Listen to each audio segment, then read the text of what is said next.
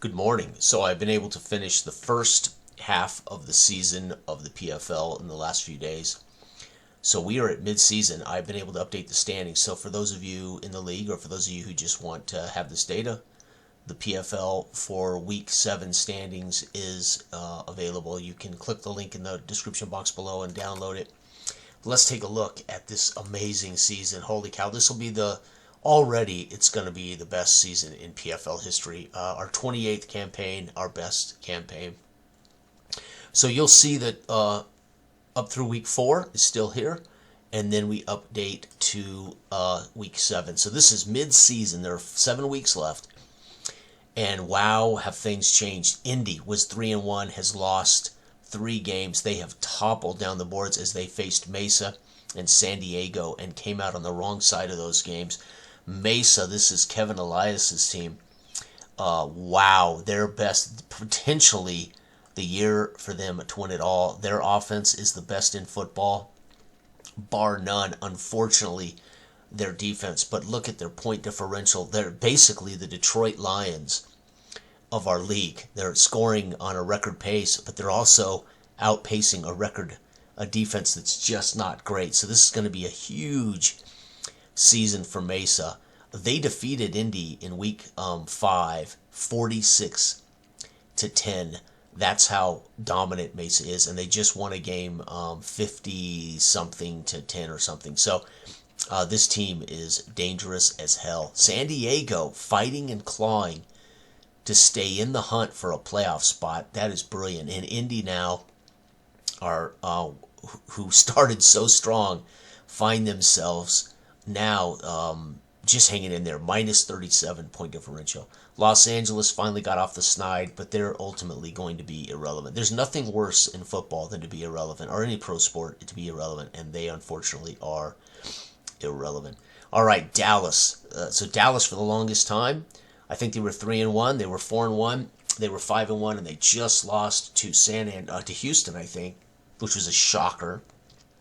And they're solid, folks. They're a plus 38 differential. That defense is legit. That offense is capable. But I'm not certain they're going to have I don't think they're good enough on offense or defense to push for the championship. But that's why we play the games. That's why we drop the dice.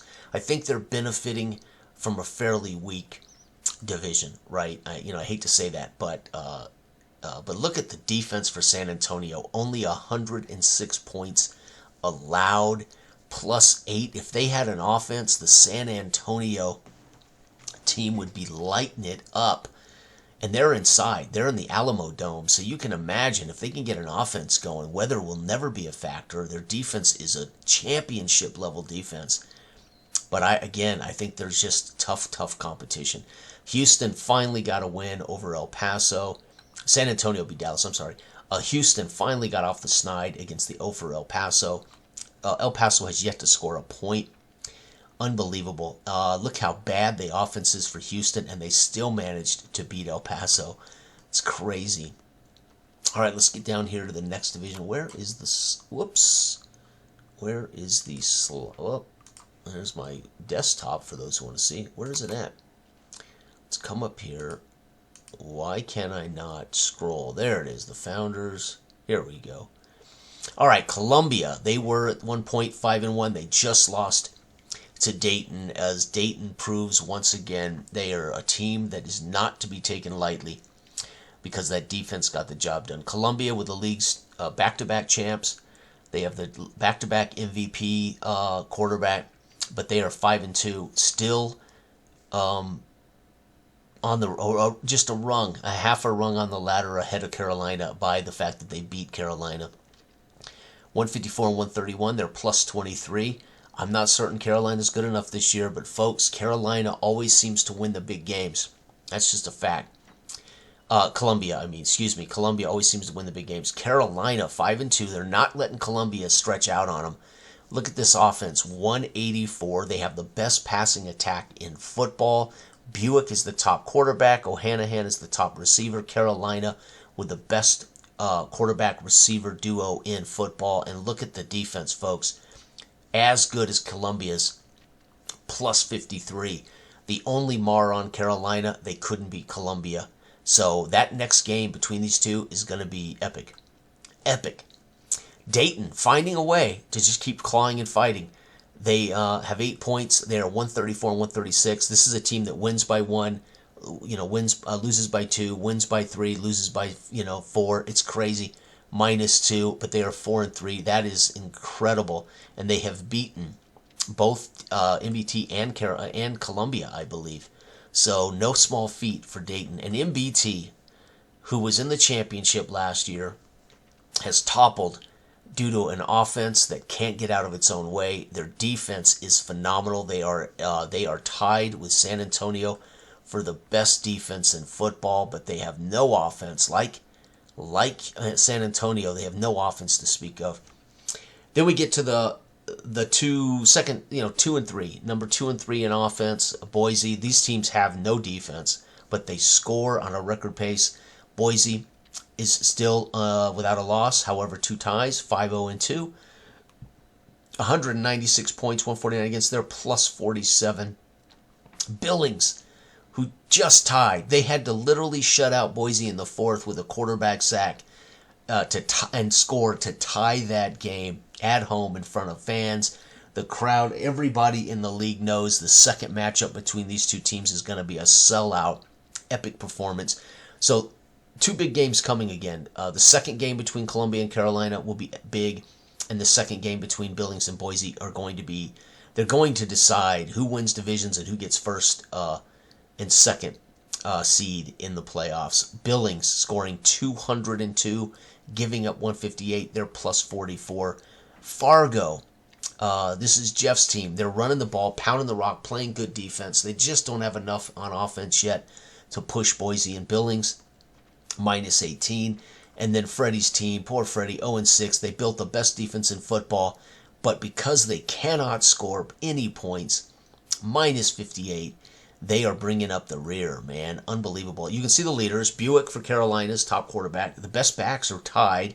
West and Douglas, both these backs, Boise and Billings, are phenomenal. Douglas is the better back on paper, but not by much over West. Remember, these two guys were drafted.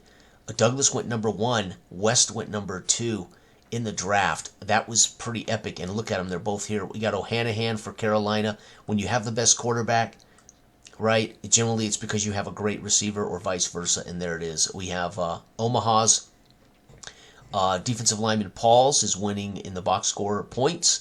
Van Nord for the Dayton Triangles is the top linebacker in the league. And Oscar of Columbia is edging out Colburn for the top DB. Epic. Oscar has had 8 or 9 box score points over the last 9 games. So he's averaging a box score point a game, which is freaking amazing.